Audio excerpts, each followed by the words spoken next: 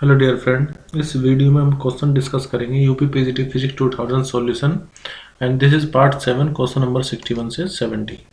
Question number 61 है a photograph doubles the aperture of his camera as compare to previous one, what should be the exposure time now. तो देखो exposure time क्या होता है, the amount of light while taking a photo is known as exposure time, यानी कि कितने समय के लिए लाइट हम यूज़ कर रहे हैं उस समय। जब जैसे फ़ोटो क्लिक करते हैं तो लाइट फैलती है ना, फ्लैश लाइट। तो फ़ोटो लेने के लिए हमने कितना अमाउंट ऑफ लाइट यहाँ पर यूज़ किया, उसको हम एक्सपोजर टाइम बोलते हैं। और जो एक्सपोजर टाइम होता है वो इन्वर्सली डिपेंड करता है अपर्चर पर। अब यहाँ पर हो क्या रहा है कि अब फोटोग्राफर डबल्स कर रहा है अपर्चर को, तो जब ये डबल होगा तो इसके डबल करने पर अपर्चर बढ़ेगा, तो इन्वर्सली डिपेंड कर रहा है अपर्चर के बढ़ने पर एक्सपोजर टाइम कम होगा। तो अगर आप इसको डबल कर रहे हो तो ये हाफ हो जाएगा, तो सही आंसर क्या होगा, half of the previous one. Next question है relation between magnifying power m of a telescope, its resolving power alpha and resolving of the eye. आपको बताना है कि इनमें क्या रिलेशन है। तो देखो रिलेशन होता है magnifying power equal to resolving power of eye upon में रिजोल्विंग पावर ऑफ टेलीस्कोप। तो मैग्नीफाइंग हम पावर हमें गिवन है m और power of eye resolving power of eye is given है बीटा अपॉन में रिजोल्विंग पावर ऑफ टेलीस्कोप कितनी है, अल्फा। तो m इक्वल टू कितना हो जाएगा, बीटा अपॉन में अल्फा। तो ऑप्शन फर्स्ट यहाँ पर सही रहेगा। नेक्स्ट क्वेश्चन है focusing in human eye takes place. देखो आपने पावर ऑफ रिकमेंडेशन पढ़ा होगा। पावर ऑफ रिकमेंडेशन का मतलब आप पास की चीज़ें भी इजीली देख पाते हो और दूर की चीज़ें भी देख पाते हो। तो आपके लेंस में एडजस्टमेंट होता है, तो वो किसके द्वारा होता है, सिलियरी मसल्स के द्वारा। और जब सिलियरी मसल्स मान लीजिए कॉन्ट्रैक्ट और एक्सपेंड होती है, लेंस पतला और मोटा होता है, तो उस समय उसका कर्वेचर चेंज हो रहा होता है। तो किसकी वजह से होगा, चेंज इन कर्वेचर की वजह से। To and fro motion no, to and fro motion of retina बिल्कुल नहीं, रेटिना वहीं पर रहती है। चेंज इन रिफ्रैक्टिव इंडेक्स ऐसा नहीं है। सिर्फ किसकी वजह से होगा, सिलियरी मसल्स का जब की वजह से जब लेंस मोटा या पतला होगा तो कर्वेचर चेंज होगा आई लेंस का। इसी को हम पावर ऑफ एकोमोडेशन भी बोलते हैं। तो ऑप्शन 3 यहाँ पर करेक्ट आंसर है।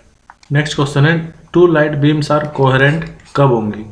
तो देखो उनके बीच का फेज डिफरेंस अगर मान लीजिए कांस्टेंट है तो हम कहेंगे कि लाइट बीम कोहेरेंट होंगी।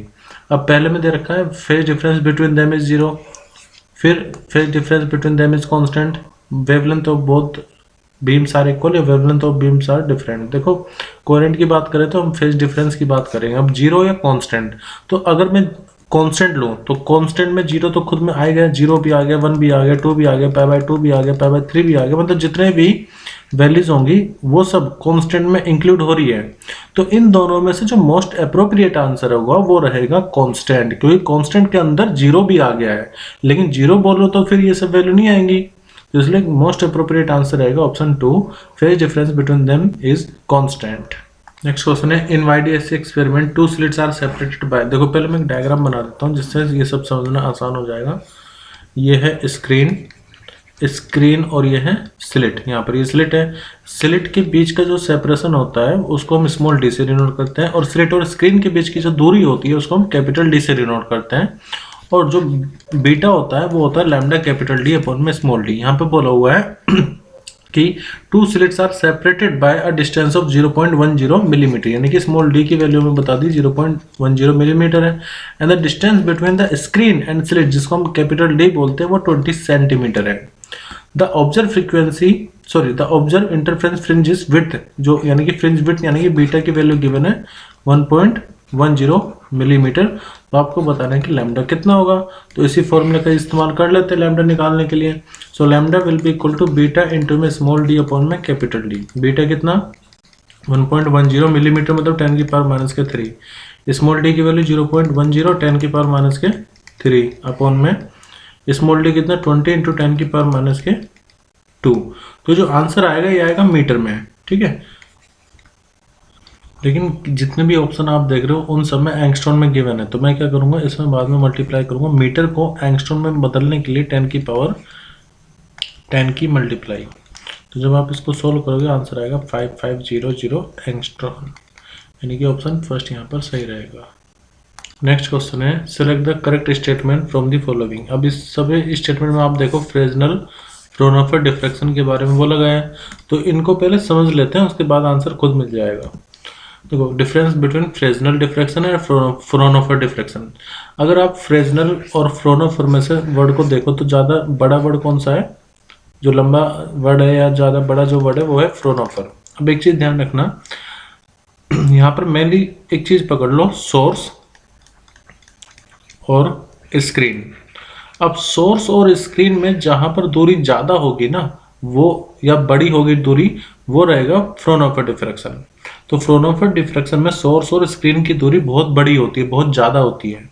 तो हम क्या कहते हैं, light wave is from a source at infinity, काफ़ी ज़्यादा डिस्टेंस होगा, तो इसलिए जो लाइट होगी वो कहाँ से आएगी, इन्फिनिटी से। जबकि फ्रेजनल छोटा नाम है, उसमें डिस्टेंस छोटा ही होगा। Light wave from a source at finite distance, इसमें जो सोर्स और स्क्रीन के बीच का दूरी है वो फाइनाइट रहेगी। ये चीज़ क्लियर है। अब देखो, जब इन्फिनिटी से कोई लाइट रे आती है, जैसे यहाँ पर सोर्स कहाँ पे, इन्फिनिटी पे, जब इन्फिनिटी से कोई लाइट रे आती है तो पैरेलल हो जाती है। तो जब भी पैरेलल रेज होंगी तो उनका जो वेव फ्रंट होगा वो कैसा होगा, प्लेन वेव फ्रंट। जबकि यहाँ पर होगा स्फेरिकल और सिलेंड्रिकल वेव फ्रंट। अब क्योंकि बहुत ज़्यादा दूरी से आ रही है तो हमें इनको पैरेलल बीम बनाने के लिए कॉन्वेक्स लेंस का इस्तेमाल किया जाता है यहाँ पर फ्रोनोफर डिफ्रैक्शन में। तो यहाँ पर कॉन्वेक्स लेंस का इस्तेमाल किया जाएगा, जबकि इसमें कॉन्वेक्स लेंस की कोई रिक्वायरमेंट है नहीं। और क्योंकि बहुत ज़्यादा दूरी से आ रहा है तो ईजिली आप इसको ऑब्जर्व कर पाएंगे, प्रॉपर टाइम मिलेगा इसका डिफ्रैक्शन पैटर्न ऑब्जर्व करने का। जबकि यहाँ पर डिफिकल्ट होता है ऑब्जर्व और एनालाइज करना। मेन पॉइंट क्या है कि फ्रोनोफर डिफ्रैक्शन में सोर्स और स्क्रीन के बीच की दूरी बहुत ज़्यादा होती है, जबकि फ्रेजनल में सोर्स और स्क्रीन की दूरी फाइनाइट रहती है। अब अगर क्वेश्चन को देखा जाए इनके ऑप्शन, तो पहला है Fresnel diffraction of light source and screen are at infinite distance. तो इनफिनाइट नहीं होता, फ्रेजनल में फाइनाइट होता है। फ्रेजनल में क्या होता है, फाइनाइट दूरी होती है उन दोनों के बीच की।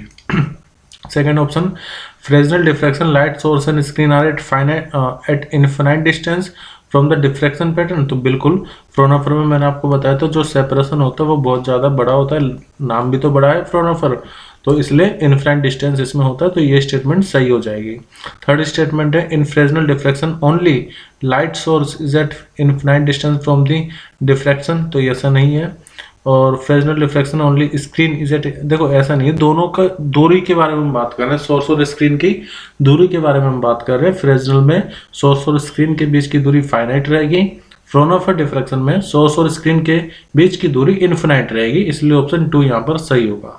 नेक्स्ट क्वेश्चन है, in double slit Young's experiment क्या सिर्फ इंटरफेरेंस होगा, क्या सिर्फ डिफ्रैक्शन होगा, या दोनों होगा, इंटरफेरेंस और पोलराइजेशन होगा। देखो Young's double slit experiment famous है इंटरफेरेंस के लिए, ठीक है। लेकिन यहाँ पर क्या करते हैं, हम 2 स्लिट लेते हैं, 2 स्लिट यहाँ पर लेंगे, और इस स्लिट का जो सेपरेशन होता है या इन स्लिट की जो विड्थ होती है वेवलेंथ ऑफ लाइट के ऑर्डर में होनी चाहिए। अब जब भी ऐसी कंडीशन सेटिस्फाई होती है तो डिफ्रैक्शन भी होता है। तो मान लीजिए एक मोनोक्रोमेटिक सोर्स या कोहेरेंट सोर्स यहाँ से आ रही है, तो जब भी इससे पास होगी, टकराएगी, तो देखो बाद में सुपर इम्पोजिशन से तो इनका इंटरफेरेंस होगा ही, लेकिन यहाँ पर जो स्मॉल स्लिट है उनकी वजह से इसमें थोड़ा सा डिफ्रैक्शन भी होगा। तो हम ये कह सकते हैं कि यंग्स डबल स्लिट एक्सपेरिमेंट में इंटरफेरेंस तो होता ही है, उसके साथ डिफ्रैक्शन इफेक्ट भी होता है।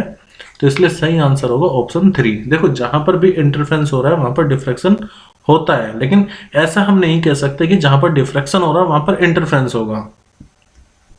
डिफ्रैक्शन होने का रीजन होता है लाइट का जब वो ऑब्स्टिकल से टकराए बेंट होना, ठीक है। और इंटरफेरेंस में 2 जो वेव होंगी वो कोहेरेंट सोर्स होनी चाहिए, कोहेरेंट होनी चाहिए, या एक ही सोर्स से दोनों का फ्लो होना चाहिए। तो इंटरफेरेंस के लिए कंडीशन यही है कि कोहेरेंट सोर्स होनी चाहिए। हाँ, यहाँ पर जब ये कोहेरेंस हो रहा है, मतलब इंटरफेरेंस हो रहा है, तो डिफ्रैक्शन भी होगा क्योंकि बेंडिंग होगी लाइट की। तो ध्यान रखना इसमें दोनों ही सही होगा। बहुत सी बार ये पूछ ले जाता है कि अगर इंटरफेरेंस होता है तो डिफ्रैक्शन होता है कि नहीं होता है, होता है। लेकिन अगर ये पूछ रहे हैं कि डिफ्रैक्शन के साथ इंटरफेरेंस भी होगा, सो वी कैन नॉट से। डिफ्रैक्शन होगा तो सिर्फ डिफ्रैक्शन अकेले ही होगा, लेकिन अगर इंटरफेरेंस कहीं पर हो रहा है तो वहां पर डिफ्रैक्शन भी होगा, जैसे वाईडी एक्सपेरिमेंट में होता है। नेक्स्ट है, which of the following has stimulated emission, इनमें से किसमें स्टिमुलेटेड एमिशन होता है। अगर आप लेजर की फुल फॉर्म आपने पता ही होगा, light amplification by stimulated emission of radiation, ठीक है। तो इसका मतलब यहाँ पर लेजर की बात हो रही है। अब लेजर सोडियम लैंप पर तो लेजर होता नहीं, कैंडल में भी नहीं होता, ब्लैक बेल्ट में भी नहीं होता। रूबी लेजर का इस्तेमाल हम लेजर बनाने में करते हैं, तो इसलिए ये सॉलिड स्टेट लेजर होती है, तो इसलिए सही आंसर होगा ऑप्शन 3, रूबी लेजर में स्टिमुलेटेड एमिशन ऑफ रेडिएशन होता है। नेक्स्ट क्वेश्चन है, a glass have refractive index 1.5, मतलब ग्लास का रिफ्रैक्टिव इंडेक्स आपको गिवन है 1.5, पूछा है उसका पोलराइजिंग एंगल कितना होगा। तो इसमें ब्रिस्टल लॉ आप अप्लाई कर सकते हैं। ब्रिस्टल लॉ कहता है कि 10 IP बराबर होता है म्यू के। तो अगर आपको IP निकालना है तो 10 इनवर्स म्यू लेना पड़ेगा। तो यहाँ पर म्यू की वैल्यू कितनी हो जाएगी 1.5, तो IP इक्वल टू 10 इनवर्स 1.5। ठीक है। अब होता क्या है ना कि वहाँ पर कैलकुलेटर तो होता नहीं है, तो मैं आपको कुछ डायरेक्ट वैल्यू याद करवाता हूँ जिसके बारे में पूछा जा सकता है, जैसे डायमंड का, ठीक है, ग्लास का, अगर ग्लास का रिफ्रैक्टिव इंडेक्स मान लीजिए 1.5 है, डायमंड का कितना होता है रिफ्रैक्टिव इंडेक्स 2.42, और वाटर का। ठीक है, इनका आप मेमोराइज कर लेना, इनका जरूरी है। इसका रिफ्रैक्टिव इंडेक्स होगा 1.33 के आसपास। वैसे तो जिसका ज़्यादा पोलराइजिंग एंगल है उसका ज़्यादा रिफ्रैक्टिव इंडेक्स भी होगा, या कह लो कि जिसका ज़्यादा रिफ्रैक्टिव इंडेक्स है उसका पोलराइजिंग एंगल भी ज़्यादा रहेगा। तो देखो डायमंड के लिए रिफ्रैक्टिव इंडेक्स 2.42, उसका होता है पोलराइजिंग एंगल 67 डिग्री। ग्लास के लिए नियरली 57 के आसपास रहेगा, और वाटर के लिए रिफ्रैक्टिव इंडेक्स अगर 1.33 है तो ये 53 के आसपास रहेगा। फिलहाल तो हमें ग्लास दिया है, तो ग्लास का 57 के आसपास देख लो कौन सा आंसर है, 56.3, तो आंसर हो जाएगा 56.3, ऑप्शन फर्स्ट। तो ये तीनों ही आपको याद रखने पड़ेंगे, क्योंकि ऐसे तो आप वैल्यू निकाल नहीं सकते, मुश्किल होगा। So it will be better तीनों के लिए आपका पोलराइजिंग एंगल पता हो। नेक्स्ट क्वेश्चन है, polarising direction of two polaroids are parallel to each other when light of intensity IM is transmitted. देखो polarising direction of two polaroid, तो मैंने दो पोलराइड ले लिए, इनकी जो एक्सिस है वो पैरेलल है शुरुआत में जब इंटेंसिटी IM है to each other, then the intensity of IM is transmitted, मतलब यहाँ पर जो ट्रांसमिशन हो रहा है उसकी इंटेंसिटी IM होगी। If the angle between polarising direction is theta, then the light of intensity IM/2 is transmitted. यानी कि अगर मान लो एक पोलराइड है, दूसरे की जो पोलराइड एक्सिस है, लेट उसके बीच में, दोनों के बीच में एंगल थीटा है, तो जब जो ट्रांसमिटेड वेव है उसका जो मैग्नीट्यूड आपको गिवन है वो है IM/2। तो आपको बताना है कि थीटा की वैल्यू कितनी होनी चाहिए। तो देखो जब भी ट्रांसमिटेड इंटेंसिटी की बात हो तो मेलस लॉ का इस्तेमाल हम कर सकते हैं, जो कि ये कहता है कि I जो इंटेंसिटी ट्रांसमिटेड होगी वो बराबर होगी I0 cos स्क्वायर थीटा के, और थीटा क्या होगा, दोनों पोलराइड जो भी है। देखो अगर मैं थीटा की वैल्यू यहाँ पर 0 लूँ तो जो इंटेंसिटी मिलेगी वो IM बराबर हो जाए I0 के, लेकिन जब एंगल थीटा होगा तब इंटेंसिटी कितनी मिल रही है IM/2। तो मैं ये फॉर्मूला अप्लाई करूंगा यहाँ पर, तो I equal to I0 cos square theta, I की जगह पर हम क्या लेंगे IM/2, और I0 मैंने आपको बताया किसके बराबर है IM के, so it is IM and cos square theta. IM से IM कैंसिल कर देते हैं, तो 1/2 इक्वल टू कितना आ गया cos स्क्वायर थीटा, या फिर cos थीटा की जो वैल्यू आएगी आपको अंडर रूट करना पड़ेगा दोनों तरफ। तो जो cos थीटा की वैल्यू है वो कितनी आ जाएगी, +-1/√2, और थीटा की वैल्यू में फाइंड करनी है। तो अगर मान लीजिए मैं पॉजिटिव वैल्यू लेता हूँ तो cos थीटा बराबर कितना हो जाएगा, प्लस के 1/√2। अब 1/√2 कब आता है, जब एंगल 45 डिग्री हो, तो इसका मतलब थीटा की वैल्यू कितनी आ जाएगी, एक तो 45 डिग्री आएगी, ठीक है, और +-45 डिग्री आप इसको लिख सकते हैं।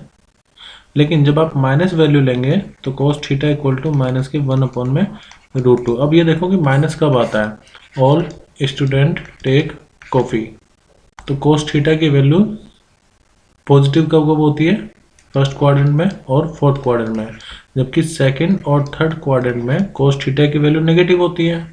अब ऑप्शन पे चलते हैं, देखो 30 तो होगी नहीं, सिर्फ 45 भी नहीं होगी क्योंकि माइनस वैल्यू भी तो हम कंसिडर करेंगे, और सिर्फ 135 भी नहीं होगा, तो इसलिए हमारा करेक्ट आंसर हो जाएगा फोर्थ ऑप्शन, +-45 डिग्री और +135 डिग्री।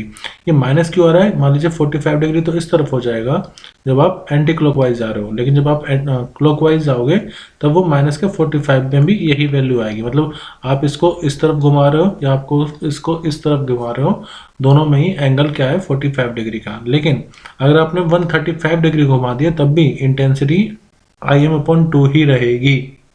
तो इसलिए जो करेक्ट आंसर होगा वो ±45 डिग्री एंड +135 डिग्री रहेगा।